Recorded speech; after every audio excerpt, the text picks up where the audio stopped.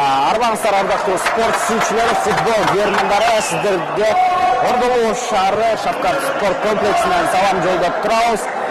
Ош футзал лигасынын эң мыкты баскычы, эң кызыктуу бөлүгүнө дагы жетип келдик. Ардактуу көрөрмандар, себеби ар жылы өткөрүлүүчү 16-чы ачык чемпионаттын биз азыр жарым финал оюндарында турабыз.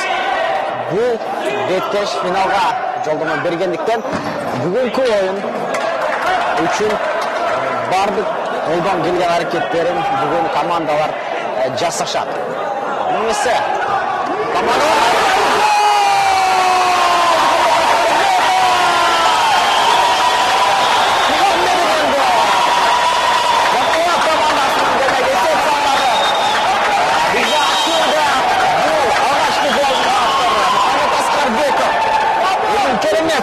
Son Allaş'ın darbalarına kadar ağıra kalkıp duratkan жерден darbazağa karayı soksun жолда есеп сандарын açıyor. Mutlu Bepteş aytып өткөндө алгачкы секундаларда бизде есеп сандары açıldı. Демек алдыдагы минуталар мындан да кызуу өтөр, талашсыз. Дагы бир сок Анасан Рахматовдон жаралуу болуп турат.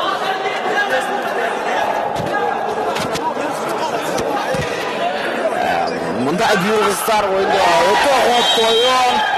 Сардарбек Турдиев атандаштын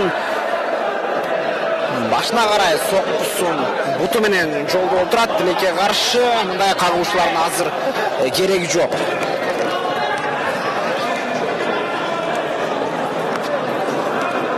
Эсеп сандар Жапыла командасынан ачылган. Ал эми бул жагдайда болсо айыптоо Агроста 3-7 командасы үчүн коюлуп берилүүдө. Стандартыга өтө мыкты бар.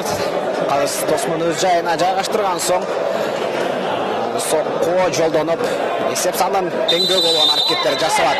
Юлашбай Салимбаевден сокко жолдонган Сардарбек Турдиевге тыйып чыккан топ капталсынан кошуу менен 7 командасы чабуулун жасайт. Алгачкы минуттардан сиздерге командалар курамын тааныштырып өтөлү, ардактуу көрөрман. Демек, курамда бүгүн жарым финал оюндарында Кара Суу 3-7 командасынын намысын коргогон оюнчулар Нуртилек Жайлыбаев дарбазачы 1-номерда, 4-чү Нурмухаммад Сыдыков, 11-чи Сухрабжан Ширабединов, 8-чи Бексултан Назаров, Сахан Ибрагимов чабуулда жана дарбазага соккусун узаткан. 3-чү Юлашбай Салимбаев, 10-чү Манас Абдрасулов, 6-чы Илхамжан Абдыганиев жана 2-чи Анасхан Рахматовдор. Да бир комбинация жасоо болгон аракеттер азыр Жапыла командасынан алдыда болуп өттү. Ал эми Жапыла командасынын курамын тааныштыра турган болсок, 22-чи номерда Бахрамжан Мансур Худжаев, өнөктөштөрү Өткүрбек Махпадаминов 11-чи номерда, 10-чу Исламбек Кудайбердиев, 6-чы Фарухбек Мамасаидов, 1-чи Сардарбек Турдиев дарбазачы, 7-чи Мухаммед Аскарбеков, 17-чи Ильяс Малаев жана 8-чи Исахшан Ибрагимов. Мыкты ушундай курам, өзүңүздөр көргөндөй, бул курамда Кыргыз улуттук футзал курама командасынын оюнчулары да бар, Өзбекстандын курама командасынын дагы оюнчулары бар. Андыктан бүгүнкү оюн жөнөкөй оюндардын катарында болбойт.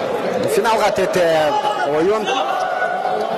Андыктан толук назарыңыздарды бүт майдан үстүнө бурабыз. Абдыганиев, Артыбектен, Анасан Рахматов, Манас Абдрасулов менен ойногон. Абдрасулов, Юлашбай Салимбаевга, Салимбаев оң канатка таштап берет, Анасан Рахматов дарбазага карай соккусун узаткан болчу. Бахрамжан Мансур Ходжаевга тийип чыккан топ. Буштан чыгарып берүүнү аткарылышы керек. Жарым финал оюндарда ардактуу көрөрмандар, буга чейин беттештер 20 минутадан 2 тайм болуп келген болсо, жарым финал оюндары 25 минуттан 2 тайм болуп өзгөчө болуп турат. Бул болсо чыныгы Görmanдарга эмоцияларды тартуулоого көбүрөөк убакыт бергендигинен. Насхан Рахматовтан сокку uzatылды. Коргоочуларга тиіп топ катасынан өткөн соң кызыл кийимдеги Үшет Агростайл командасынын оюнчулары топко ээлик кылышат. Манас Абдрасулов, Махамед Аскарбеков дарбазага сокку жолдоосуна мүмкүнчүлүк калтырган жок. Кол менен түртүк болсо да өнөр жешин бузбастан өзүнө топту өткөрүп алган. Сардырбек Турдиев алдыгын көздөй жеткирип берет. Экинчи кабаттан Абдуганиев, Насхан Рахматов өтө салкынгандылык менен ойноп алып барууда. Юлдашбай Салимбаев Рахматовго Аскаров оң канатка таштаган. Манас Абдрасуловдун узаткан пасы атандаштын арасына өткөн жок. Капталсынан кош берүү жана Насхан Рахматов сол капталдан өзүнөн кайлаш. Юлдашбай Салимбаевга кандай керемет калтырып берүү. Салимбаевтан керемет тегилген сокку аткарылды, бирок бул топтогу атандаштарга тиги менен гана чектелип турат. Манас Абдрасулов арткы бөлүк футзал ардактуу көрөрмандар, мына ушундай жогорку темпте, ылдамдыкта өтө сонун динамикада өткөн спорт футбол беттеш болгондуктан жалаң гана мыкты эмоцияларды көрөрмандарга тартуулоо менен бирге эсиңизде кала турган футбол тирешин сіздерге тартып алат. Исахан Ибрагимовтан сокку Ахмет Жайбекбаев жакшы сайт жасай алды. Демек, бурчтан чыгарып берүү Исламбек Кудайбердиев бурчтан чыгарып берүүнү өзүнө алат. Бахрамжан Мансуркожаевтан узатылган сокку дарбазанын артына өткөн. Бул командалар бул бөлүккө чейин оңойчулук менен келишкен жок. Айгандай узак жолду басып деп деле айтууга болот. Себеби эки тайпадан бөлүнүп командалар оюн көрсөтүшкөн. Ал эми Агростайл Үшет командасы тайпалык баскычта Бахрамжан Мансуркожаевтан керемет подкат. Өз дарбазасын сактап калуусуна жардам берүүдө. Тайпалык баскычта Б группасынан Үшет Агростайл командасы биринчиликте чыгып, түз жарым финалга жолдомо алган. Ал эми Жапалак командасынын плей-офф баскычтарында тилекке каршы калып калгандыгы үчүн плей-офф баскычында атамдашын жеңип чабууда. Плей-офф баскычта атамдашын жеңип Таграк Шавкат командасын 5-4 эсебинде жеңиште багындырып, жарым финалга чыгып отурушат. Бул бөлүккө чыгып келүүдө демек Жапалак командасына оңойчулук менен келген жок. Андыктан финалга болгон жолдомо үчүн да колдон келген аракеттерин жасап, аягына чейин беттеш курууга тырышышат. Насхан Рахматовтан сокку, ама эмес дарбаза. Сардырбек Турдиев. Канат. Мухаммад Сыдыков. Кайтарат топту. Юлдашбай Салимбаев. Насхан Рахматов, оң капталдан Арман Сыдыков, борбор клубта Бексултан Назаров топталда кадим өзүнө кайтарып берүү. Атандаштын коргонуу бөлүгүн жарып кирүүгө учурду күтүшүүдө Үшет командасынын оюнчулары. Бирок азырынча анчейин эле кооптуу учурду жарата элек.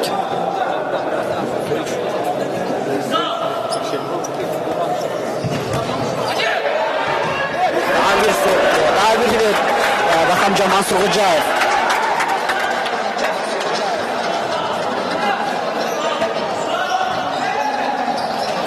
Юлдашбай Салимбаев, Рустам Назаров, Мухаммад Сыдыков сол бут менен алыска карай. Бирге карай жеткирүү. Сыдыковтан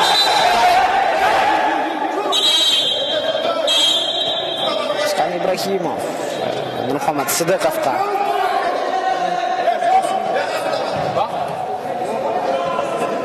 Мухаммад Сыдыковго калыс эскертүүсүн берет.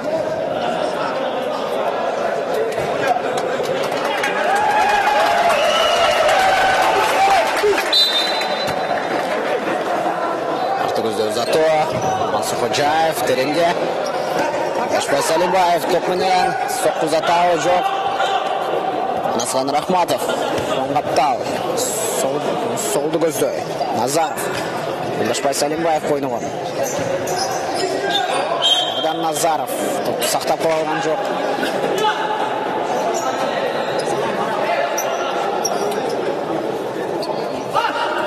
Зато Ходжаев. Ибрагимовтан тереңге ұзатуысы. Ильяс Малаевқа қарай. Болған бүйрек Малаев. Бұл пасты борбордық бөліктен күткен әлі.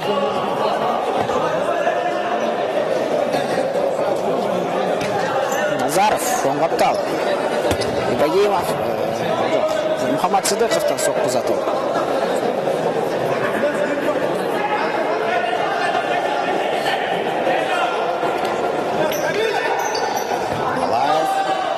Ходжаев,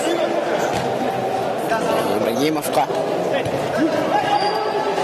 Өзіміздерге айтылғандай ардық көрушілер көбінше Ағырста үшет командасы прессингке шығып ойналып баруда. Эми Жапла командасы осы тескерісінше көбінше басында қорғану бөлігін арнап, атандаштың қатачылығын пайдаланып, ықчам чалып жаратуға жашқанда. Шеребидзеновтан жардамын Сардырбек Турдиевтің қолына түшкен. Хамит Асқарбеков тереңге чағып береді. Ильяс Малаевта бұл пастың келерін күткен емес. Борбор бөліп Qaптал. Жолдашбай Салимбаев тереңге.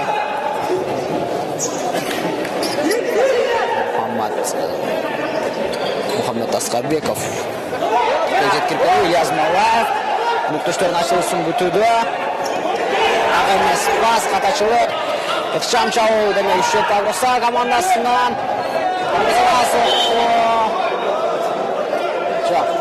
Топты өтеп жер қымасы. Мансұр Ходжаевта елексіз болған. Ешкімге тибесен жыққан үшін бұрыстан шығарып беру азыр. Үшет Ағырса командасына беріледі.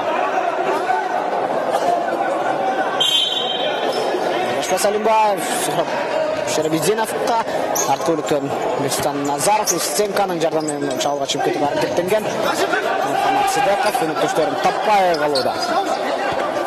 Артқа қалып тұру. Салимбаев. Бекстан Назаров. Шеребидзенов, борбордық бөліктен. Жолдашбай Салимбаевқа ұзатқан. Салимбаевтан соқты. Тағынес. Дарбызаға тамай барбай атқан, бірақ ошентсе да Сардырбек Турдиев толкелге салбастан бұл топты мұндан да Дарбызадан өткөріп жіберуге тура шешім шығарды. Шеребидзеновтан соқты. Мансұр Ходжаев жоқ, маған башымен топты таласының сыртына сүзіп жібереді.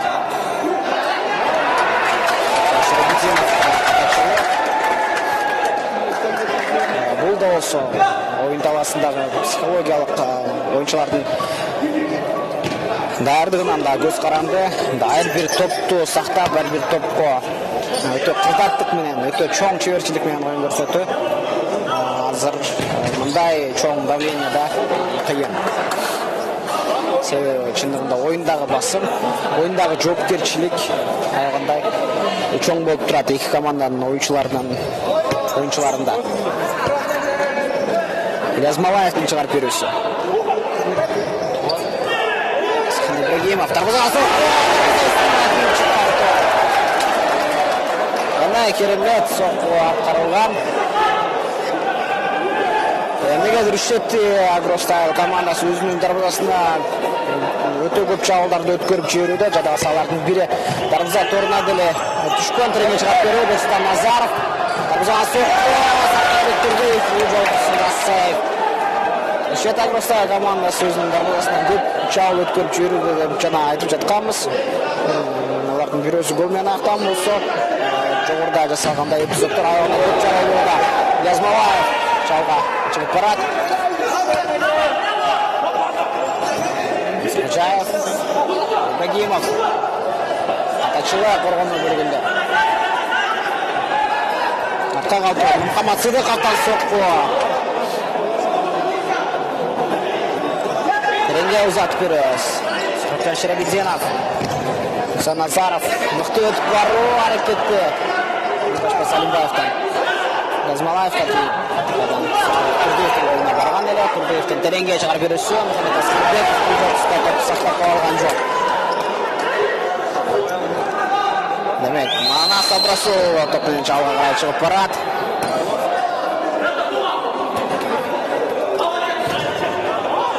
Сабеков. Сарымбаев. Қанаттан Абрасулова топты өзінен аз қашырған. Бахрамжан Мансұрходжаев өз ұшырында қорғануға жетішуді. Сарахматовтан соқты бүлгі ұпсында қайтарышуда Жапала командасының қорғаушылары.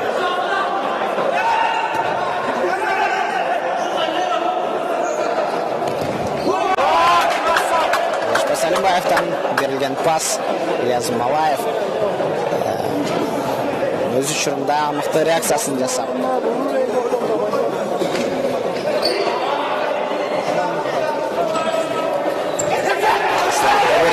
Жалға шығып барады.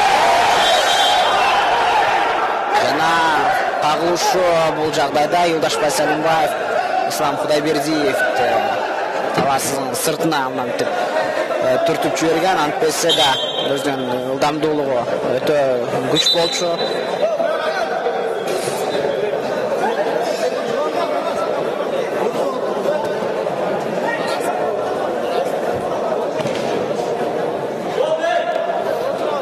Қауышылардың азыр бізге керегі жоқ.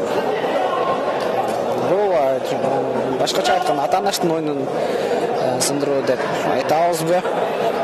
Бірақ шынығы футболшының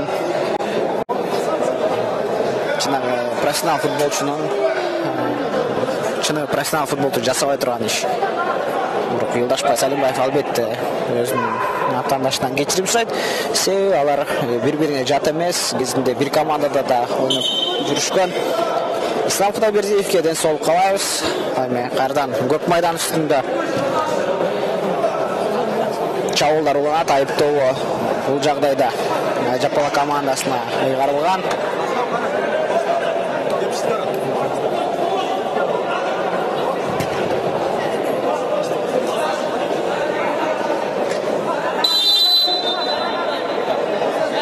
Асқарбеков алдында дарбызға соққы Манас Абрасуловна тиіп шыққан доп. Сардарбек Турдиевтің берген пасы Анасхан Рахматов жалға шашып кетуге әрекет жасағанымен топты өзіне сақтап қалған емес. Қапталсызның қошу Чауылда Жапала командасы үшетін дарбызасына қаршы.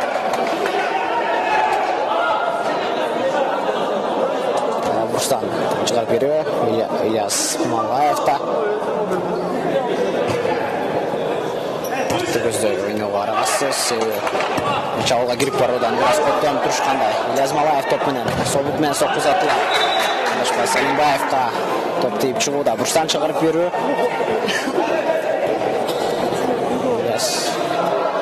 Исахан Ибрагимовта. Көзде өзақты Нұр Мұхаммад Сыдықов бұл пастың қайда барағын біліп тұрған сияқты. Бұзған соққы, дағы бір рет қорғаушыларға тиіп шыққан топ.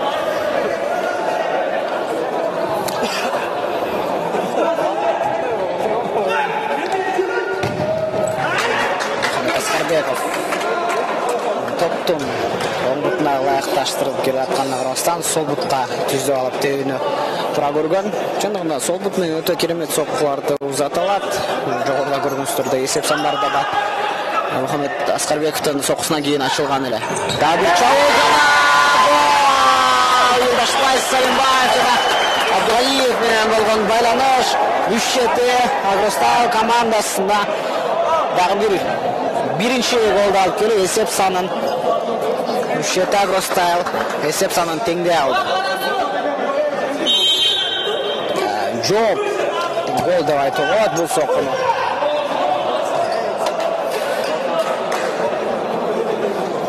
Қапталдан қошу.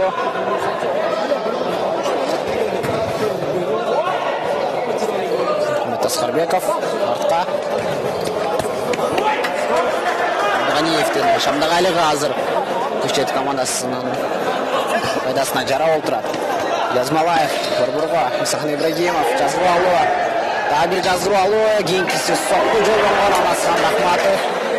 оңойшылык менен алданбай турат. Себеби Анаскан Рахмат Исахан Ибрагимовду билет, кандай кадам барарын. Өзбекстан Республикасында футзалда каты чыккан оюнчулар булар. Асал Расулов тереңге, Анаскан Рахматов. Соғаттауға Абдуганиев, Арткөлік Абдрасуловлу, соққы жолдоого камынган жана айкан ишине көздөй жеткирүү, бирок өнөктөштөрү бул жайда жок болчу. Язмалаев, Мухаммед Аскарбеков, Мухаммад Ходжаев,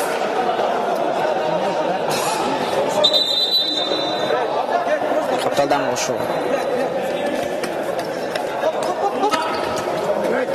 Жандаштардын арасына кирип баруу аракети. Мухаммад Аскарбеков да ийгиликсиз.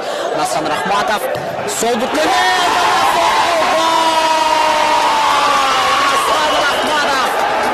Экинчи голду ишчети Агростал командасынын эсеп санына, эсеп таблосуна жазылып турат. Кандай гана алыскы 9-лукту тамамелеп намтып эсеп санын өзгөртүүсү керемет германдардын эмоцияларынан коштоосунда жыйынтыкталды. Бахрам Мансур Ходжаев тереңге чыгарып берүү аракети өтө кубаттуу, ыңгайсыз пас.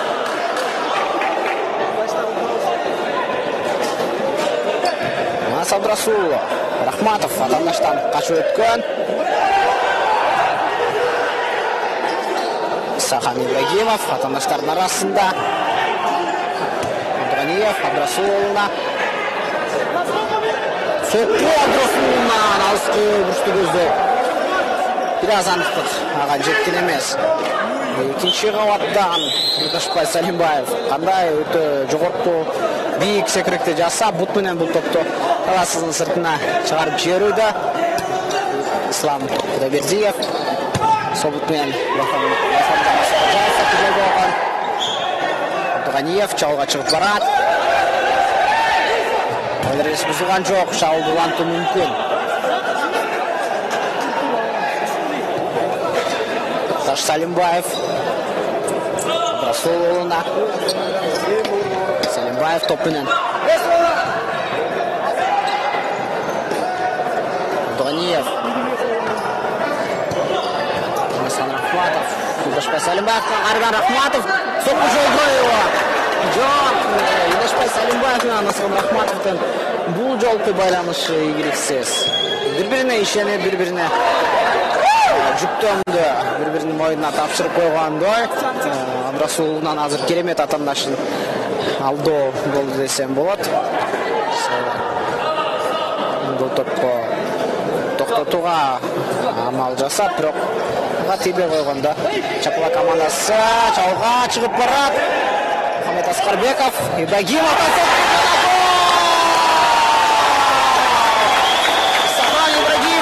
Эсеп сана кардан теңдеген экенчиде. Мунасага мыкты жооп голун жараталды Жапала командасы. Оюн темпи түшпөйт. Кардан тескерисинче мындан ары да жогорулап барат.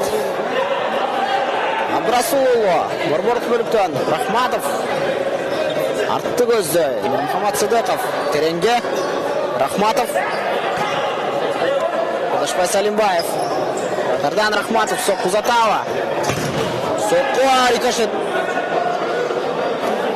Буштан чыгарып берүү бар Шүшет командасында. Абдрасулов, Юдашбай Салимбаев азатуусу жана андан соққу кайрадан коргоочуларга тийип чыккан топ. Юдашбай Салимбаев каргадашын кулаткан жана Абдуганиев Мухаммад Сыдыков соққу команда капитаны. Мухаммад Сыдыков эсеп армачылыктарын кайрадан өзгөртүүгө жетишти, ардактуу көрөрман. Мынасыга бир кыздар оюн мындан артык эмне болушу мүмкүн? Финалга жогоруда айткандай, финалга тетип оюн бул ортодо болсо тайм-аут.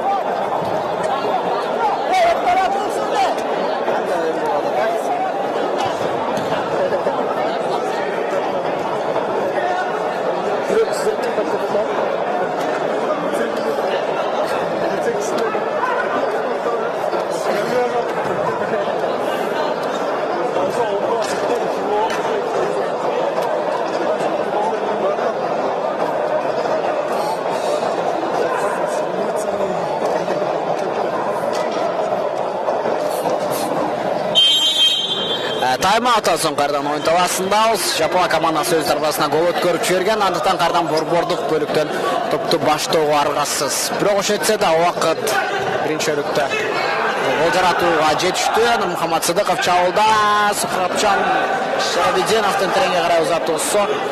Юлдашбай Сәлембаев бұл пастың келішін күтпеді өлі. Ислам Құдайбердиев, Мухаммад Асқарбеков, сол қаптау. Ибрагимов, Құдайбердиев, артық бөлік, Бахрам Мансұрходжаев.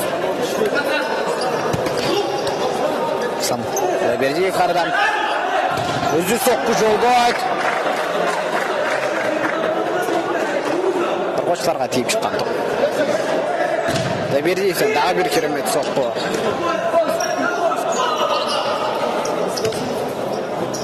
Мухаммад Сыдықов,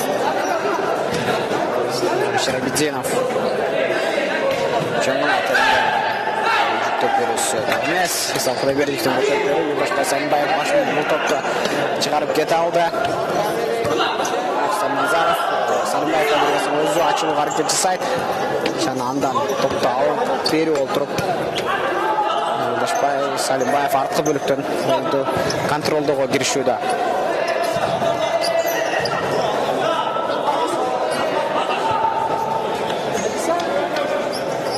Назаров, Сәлембаев, Шарабеденовта,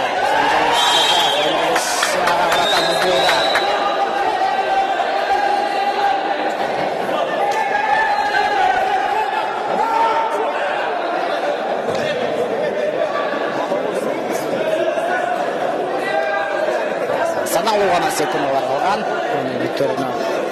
Бұл топ тәуелген соң бірінші бөлікті жеңтіп қалмақшы.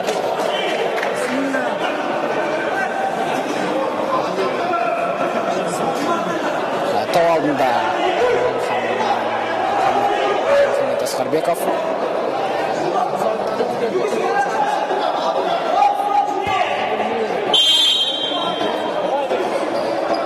Асқарбековтан соққы тоспаға тиіп шыққан. Жаңа комбинация ақырқы мүмкіншіліктер бар әлі. Ойнаргесіміз ол. Жаңа қаласының шықырығы жағына бірінші өлік арналған уақыт соңына келіп жетті. Ардақты көрушілер. Бізден аңыстаған саралда да бір бұйрығыздар.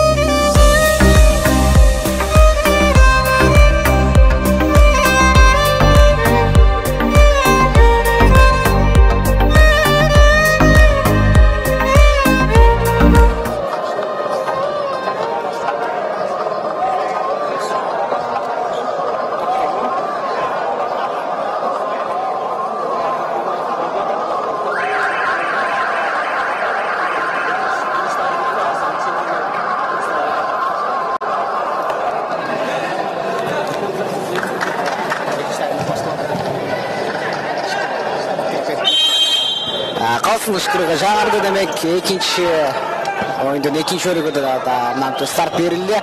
Esef sanlar boyunca Avrasya Üşet komandası 3-2'de aldı orada çok goldur Jaratalava. Japala komandası. Mümkünçülük var. Muhtuğut var. İlyas Malaev'den Canat Terenge uzatıyor. Darbazağa sokku aytar Ekos'tan keremet bolgan. Adayev'den sokku Sardarбек Турдиев bu toptu çıkarıp kötüydü. Mesela ушунда буйругустар oyunda бүгүн Ош футзал лигасынан жарым финал oyunlarında болуудабыз. Абдыганиев жазып алган. Ылашбай Салимбаевга берилген пас. Масхан Рахматовдон сокку. Ошуга тийип чыккан топ.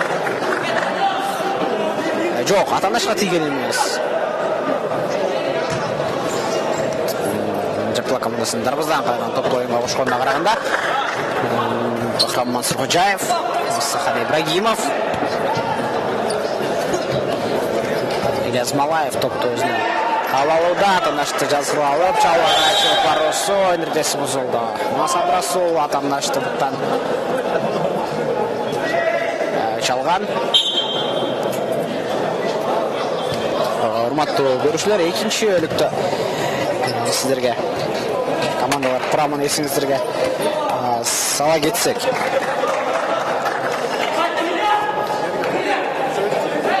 Нуртулек Жайлобаев, Üşete Avrasya komandasынын дарбаласы 1-ші номерда.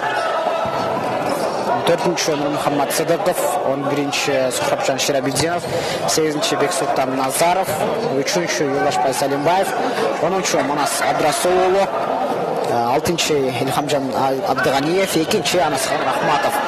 Анасхан Рахматов да ушел Өзбекстандан, Өзбекстан легионер oyuncu. Чалда сокусын жолдогон. Ана да бир мүмкүнчүлүк бар. Атандашын жазып алды. Жана сол капталга Абдыганиев, Ылашбай Салимбаевдан сол каткарылат деп күткөнбүз, бирок андай болгон жок. Абдыганиев солго Рахматов. Катачылык. Язмалаев топталган. Тагирдиев, Малаев менен. Жана жокко чыгарып олтурат. Буштан чыгарып берүү. Вактан пайдаланып, Жапала командасынан курамын сиздерге тааныштырып өтөлү, ардактуу көрөрмандар. Бахрам Мансурхожаев 22-ші номерде Жапала командасынын сап башында 11-ші Өткүрбек Махмадаминов, 10-ші Ислам Кудайбердиев, 6-ші Фарухбек Мамасаедов, 1-ші Сардарбек Турдиев, 7-ші Мухаммад Аскарбеков, 17-ші Ильяс Малаев жана 8-ші Сахан Ибрагимов. Бул курам Жапала командасынын курамы болду. Ак кийимде алар оюн көрсөтүп жатышат. Салимбаев, Анасхан Рахматовга, Манас Абдрасулу, Ылашбай Салимбаев, борбор менен Абдыганиев кайрадан топто артка кайтарган. Тереңге карай чыгарып берүү. Абдрасулу Абдыганиевке.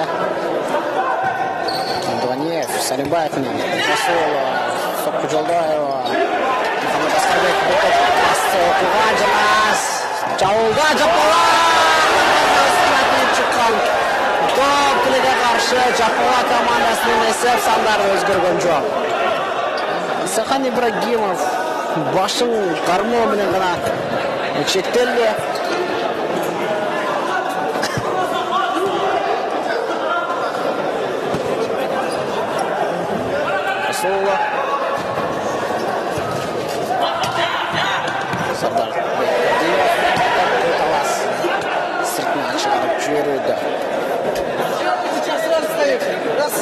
Абдрасулова, Абдыганиевке.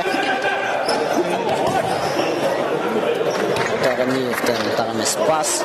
Нуртулек Жайлобаев тарабыздан топту оюнга кошот. Абдрасулова, Ылашбай Салимбаевга кандай сонун өткөрүп берүү жана чабылды. Üşete өз учурунда кургандан көрүүнө жетишип келишүүдө. Жапала командасынын коргоочулары Бахрам Мансурхожаевдан ушу менен 3-чү, 4-чү жолку дарбазасын сактап калуусу. Бүгүн эгерде бул турдун мыкты оюнчусун тандоого Bizde мүмкіншілік болгондо дал ушул Бахрамжан Мансурхожаев тең мыкты коргоочу катарында ага биз сыйлыкты ыйгармакпыз. Садырбек Турдиев, Керим Мухаммадаминов. Бизган жок, ойунду улантуу мүмкүн.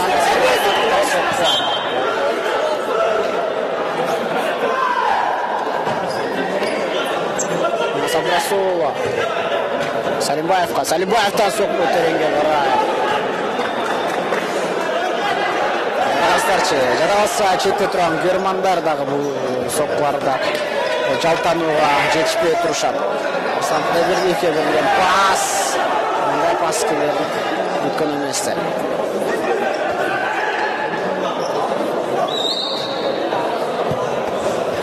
Бул тур башка турлардан айырмаланып 25 мүнөттөн уланып жатканын эсиңиздерге сала кетели, ардактуу көрөрмандар. Дагы бир кошумчалап айта кетчү нерсе, негизинен жарым финал оюндары жооп оюндары менен коштолот болчу. Бирок бул жолкусунда бир гана оюн, бир гана мүмкүнчүлүк, ал мүмкүнчүлүктү колдон чыгарып жибербей керек эки команда тең. Албетте, спортто жеңүүчү болот, күчтүүсү жеңсин. Бирок ошентсе да эки команда тең финалга чыгууга татыктуу. Мансурхожаевке карата айыптоо бул бөлүктөн ыйгарылат Чапала командасы үчүн.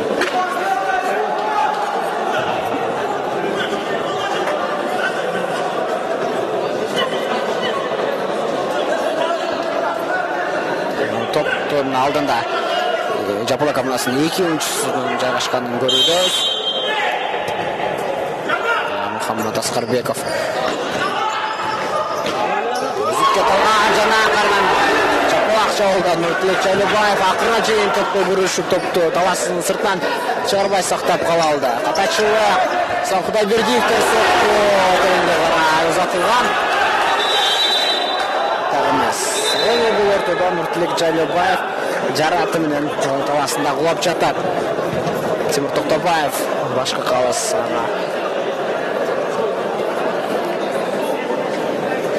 тез жардамды чакырат.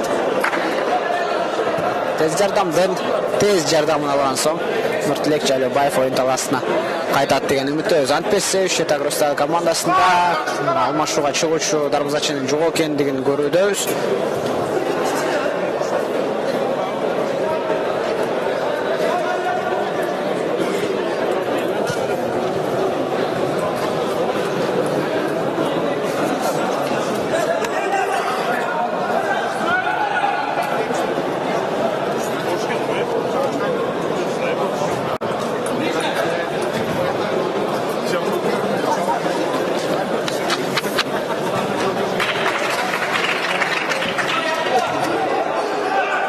Жайлыбаев демек оюн талаасына кайткан. Башка Салимбаев тереңге узат берүүсү. Капталдан кошуп берүү.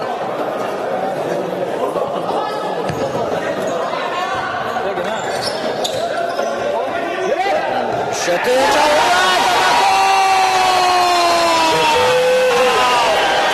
Мухаммад Судеков, Намтуцухов Ширабидзиновдон мыкты ана дарбазага жөн гана жолдо койгонсо Мухаммедов керемет гол менен бул чабуулду жыйынтыктап отурат. Эсеп сандары 4-2. Шетагростагы командасы алдыда. Эсесте болгондо Шет командасы азыр 16-чы ачык чемпионаттын жүрүшү болсо 15-чи ачык чемпионатта Шет командасы чемпиондукту багындырган. Турдагы чемпиондор деп деле айтууга болот бул команданы.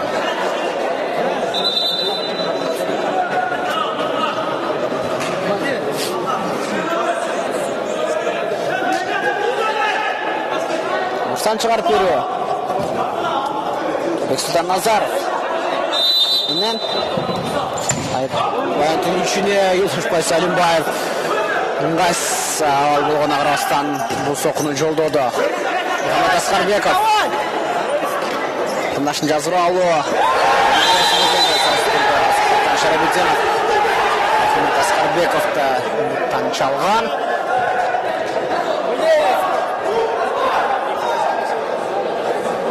Айтты оқардан Жапала командасы үшін қойылып беріледі.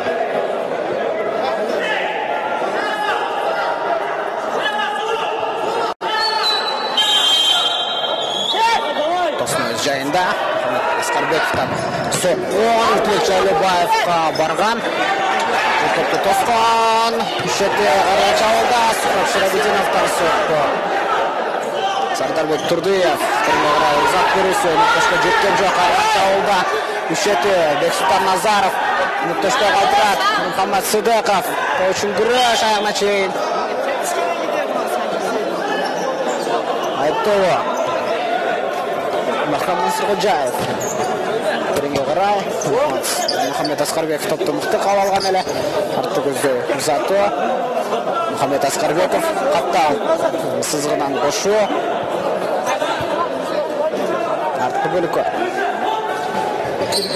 Ходжаев тереңден ашылысын Ертөштің күтуді.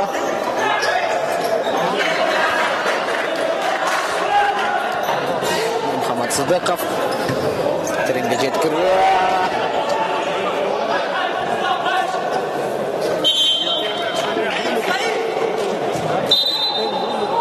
Атасызынан қошып беріп, үшеті үшін көріктер.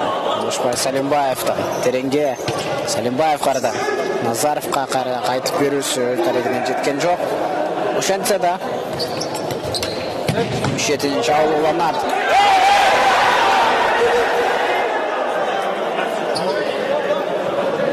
Шербединов Насадрасулы Тілек Жайлыбаевқа тереңге шығарып беру.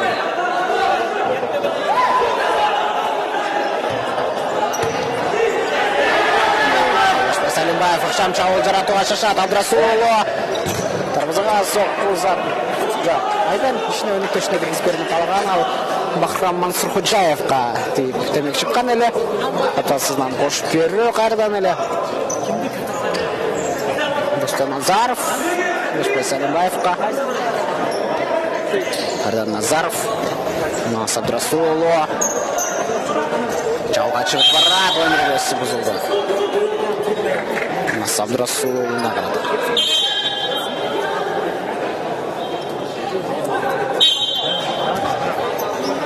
Арты бөлік Ошбай Салимбаев ұрғырға бері өз ашылуда. Атандаштың үстінен өткіріп беру әрекеті. Ақшам чауыл, үшет Агростайл чауылда. Жанай Бексұлтан Назаровтың жүргізуші қорғаушылар тарауынан шығарылды, қайтарылды. Аскарбеков тереңге ұзатып береді. Шерабединов топты қайтарған. Емі олса мына Абдрасулына қарата дағы бір рет ойныр берсін. Бұл жолтыр Ачапова командасының ойыншылары. Айыптауы. Қызға соққы жолдығы ыңғайлы олған аймақтан Үшеті Агростайл командасының беріледі.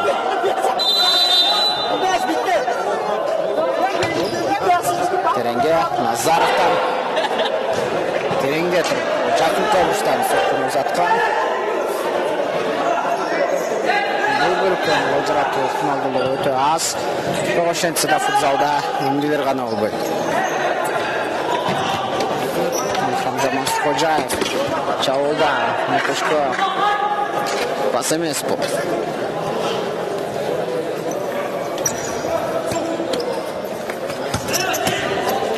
Назаровтың қанатта ұзатты осы. Ошбай Салимбаев топты қуып жетуді. Өте керемет, өте шамдағайлық. Ошбай Салимбаевта көре алдық. Мансырғыджаевтың тереңге қарадан ұзатты. Тілек Жайлыбаевтың қолына түшкен топ. Руслан Назаров Салимбаевқа. Топчан Шерабединов. Мансырғыджаевтан да бір мықты подкат.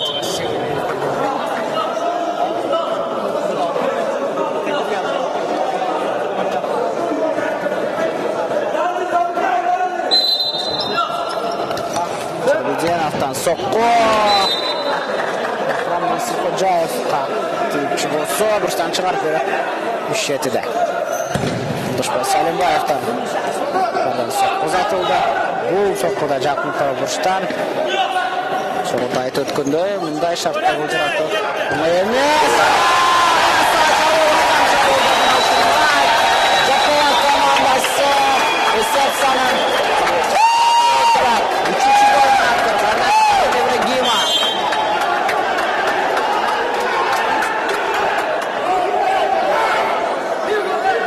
Ruslan Nazarov.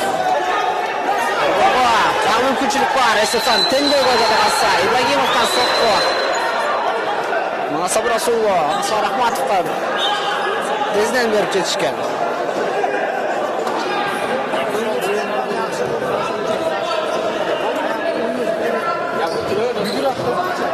Artqi bölük. Nasab Rasulullah, Ansar Rahmatov'ga. Rahmatov, Rasulullah bilan. Sarbekov sokku uzatishi kerak. Ketishib. Xudoyberdiyev, Asqarbekovga. Asqarbekov bu pas aniq emas bo'lsa da unutishni Rasul bildiradi. Albatta. Dalashov unutishni pas uzatganligi uchun. Yazmalayevdan sokku uzatildi. Islom Xudoyberdiyev o'tuvchi bilan terengga qaradi. Sokku uzatganligi Jalabayevning sokka turishlik berdi.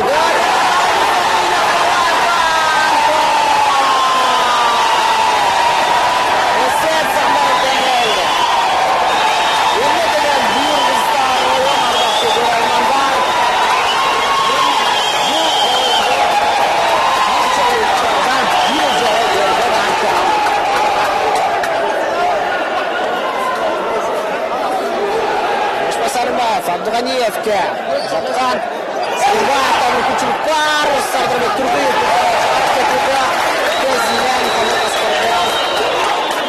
Shahol deb qaytarishga shoshib boradi. Boshpay Salimbayev ikkinchi batmani uzatdi. Ansar Rahmatov tarni sokku. Boshda ona sokmay jazbirali. Hujum kurashda qo'y. Salimbayev Abdug'aniyevga bergan. Abdug'aniyev. Ansar Rahmatov. Qargan. Terengga Salimbayev. Ruslan Nazarov. Ahmet Asqarbekovdan. Zamrekning o'rnida aytilgan sokku. Rahmatov, Abdug'aniyev. Terengga. Ruslan Nazarov o'ttirib ketish kerak bo'lsa. Lekin jo'q biroq. Ruslan Rahmatov, Abdug'aniyev bilan Asqarbekov.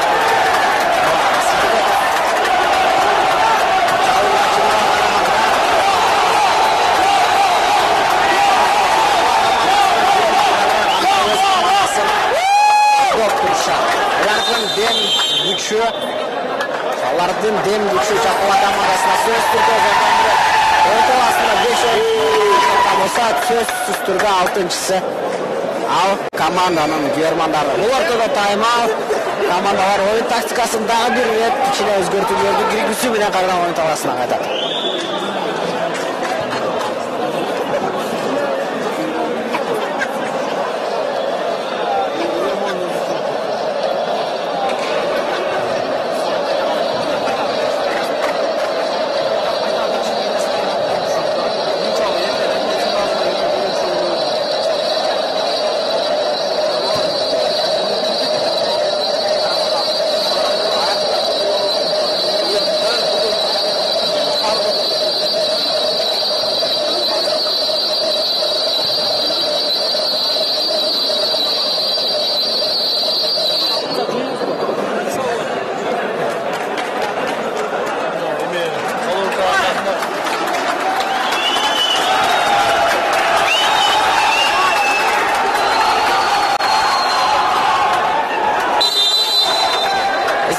Demek bizde teng taqirog'i 4-4 bayqaymiz qaysi komandani omadli turishi. аңлашыбызча Жапалак командасынын бүйөрмандары командасына дем күч берүүдө аягына жанданып түшкөндөй. Стайл командасынан болсо ойно өзүнүн дарбазасына катарынан 2 гол өткөрүп жибере алган соң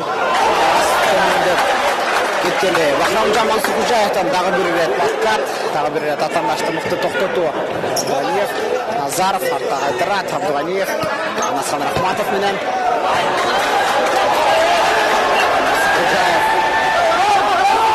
Насхан Рахматовдун шашысын кетиргенде Борборго Ильяс Малаевдан сокку затылды.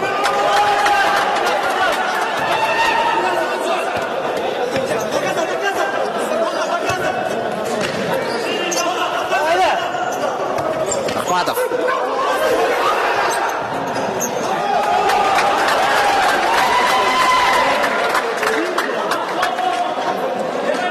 Таптау сызынан қошып берер. Ойындың 20 минутаға жақын уақытысы артта қалды ардақты көрермандар. Екінші өріктен албетті. Асқарбековтан соққы. Салимбаев чыгатмен Рахматовқа. Рахматов бирок Сардарбек Турдиев тарапынан суроочу башына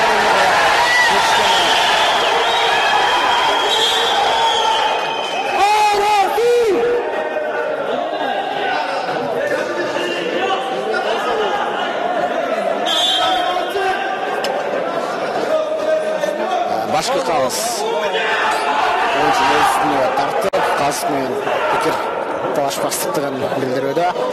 Каптардан кошуу Дашбай Салимбаев, Султан Назаров, Салимбаев, Артыгөздө тереңге жеткирүү Нуртилек Жайлыбаевтан аз жерден дарбаза торуна түшүп калышы мүмкүн эле. Сардарбек Турдиев болгон. Анткени башка оюнчулар гол менен ойнай алышпайт. Кабар аткан топко баш менен жетүү кыйын сыяктуу.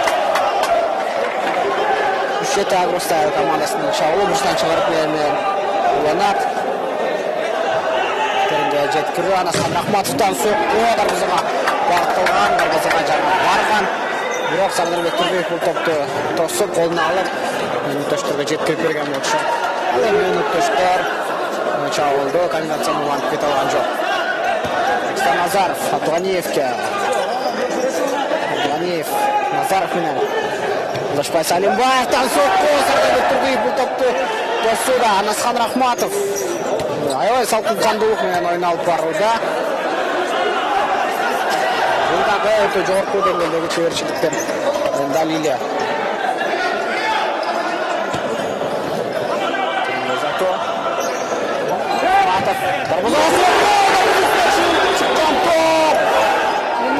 Чабуулда Бостон Назаров сокку.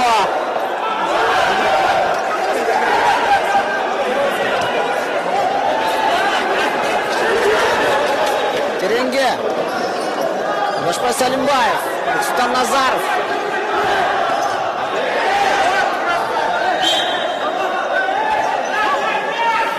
Саналуу минуттардын калуусу.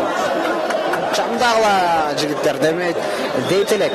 Эгерде айсы командага бүйөрмандык кылып жатканыбызда, бирок калыстар сыяктуу эле биз да калыспыз.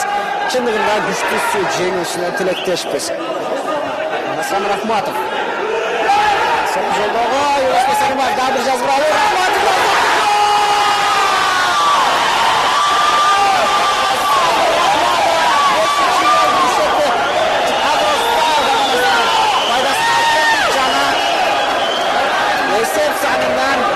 Өз командасына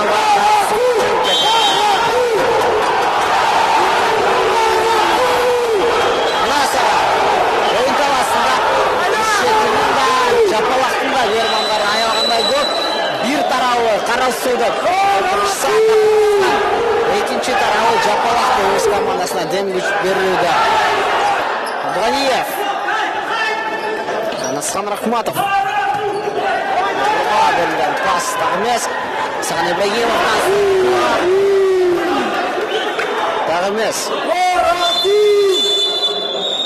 Бұл ортада осы тайм-аут. Бұл тайм-аут Ишчет Агростар командасы алды.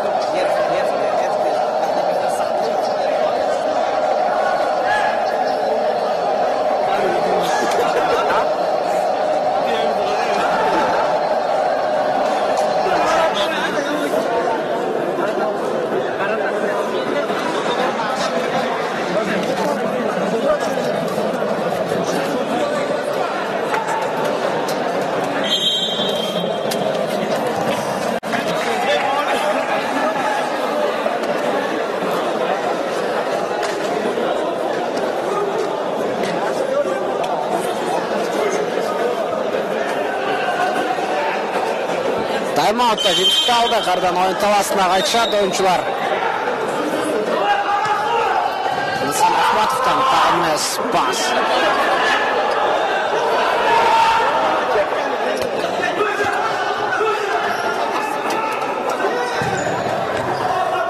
Ходжаевтан тренер жеткіру Нұртілек Жалебаев бұл топты өз қолына алып жетішуді. 2 минутаға жақын уақыт бар. Есеп санары теңделет, есеп айырмашылы мұндан да өзгеріші мүмкін. Бұл есеп санары деле сақталып қалу сұталы ықтимал. Нисан Ахматов аталмыштан қашу өтуге әрекеттенген.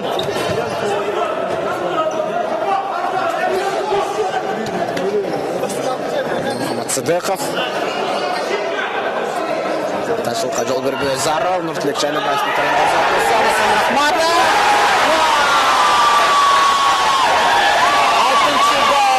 Қарасты командасының пайдасына жазылуда. Жана жоғарғы айтқанда есеп айырмашылықтан алыстап барат. Эми Жапова командасынан жоп гол күтіп қалабыз. Исахан Ибрагимов чамдашы керек. 5-ші ойыншы ойын таласына түшүүсү зарылды. Секундалар қалуда. Нұртілек Жалебаевтың кіргізуші Сардарбек Турдиев Язмалаевқа арта қайтару. Тереңге жеткіріп беру Мансур Ходжаевтан соққы. Тұрдан шығарып беру Галат 25 секунда алады. Финалға жолдама алушы команданы сырмен соғанықтайыз. Сарбақты бір армандар. Ильяс Балаевтан соққы ұзатылған. Өте жақшы мүмкіншілік Тілекке қаршы қолдан шықты. Жапалақ командасы Тілекке қаршы уақыттан тұрды. Есеп сандарында қалардың пайдасына кешірген жоқ. Финалға олған жолдануынан Ишчет Агростар командасы құттықтап қалауыз. Ал эми Жапалақ командасыдағы бұл құрған өте керемет беттеш үшін аларға дағы разышылық білдіру менен бүгінгі беттешіне болғаны мықты алқыш, мықты мақталар ұстығана айту менен Тілекке қаршы шектелеміз. Сіздердің қызматыңыздарда мен Ұлықбек Салиұлы, жана кесіптеш Мақтылек Омарбеков болдық. Ардайым футбол менен бірге болыңыздар, футболды сүйіңіздер, футбол ойнағанды ұнатпаңыздар.